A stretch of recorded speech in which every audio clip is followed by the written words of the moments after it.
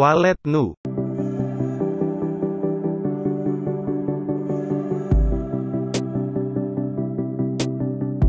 Nama lengkap beliau adalah Abu Tengku Nuruzahri bin Tengku Haji Yahya.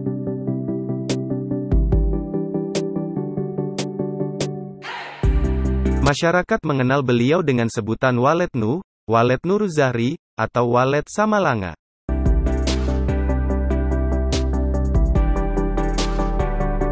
Beliau lahir di Midenjok, Samalanga dan keturunan Arab Yaman Selatan. Pada usia 14 tahun, tepatnya tahun 1964 beliau mulai menimba ilmu di Dayamu di Masjid Raya yang dipimpin langsung oleh Abon Samalanga. Pada tahun 1974, Walet Nu berangkat ke Jawa Timur Jombang, kuliah di Fakultas Syariah yang didirikan oleh Kiai Muhammad Yusuf Asy'ari.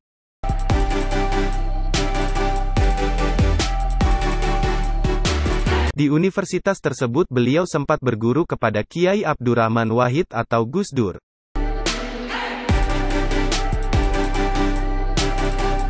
Kemudian beliau menuju ke Malang untuk belajar kepada seorang ulama besar hadis Indonesia Profesor Habib Abdullah bin Abdul Qadir Bilfaqih.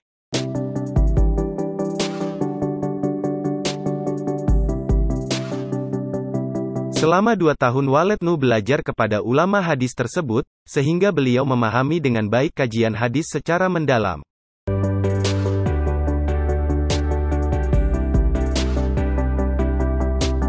Pada tahun 1991, Walet Nuruzahri mulai membangun dayahnya yang dikenal dengan Yayasan Dayah Ummul Aiman. Beliau sering mengajar kitab Jawahir Bukhari, karena sanad keilmuan beliau tersambung ke Habib Abdullah Bilfaqih sang ulama hadis. Walet Nu adalah ulama yang tawadu, rendah hati, penuh empati dan kasih sayang. Sebagai seorang ulama, Walet Nu juga aktif di organisasi kemasyarakatan dan keumatan. Beliau pernah menjadi wakil himpunan ulama Dayak Aceh, Huda, pada masa Abu Panton.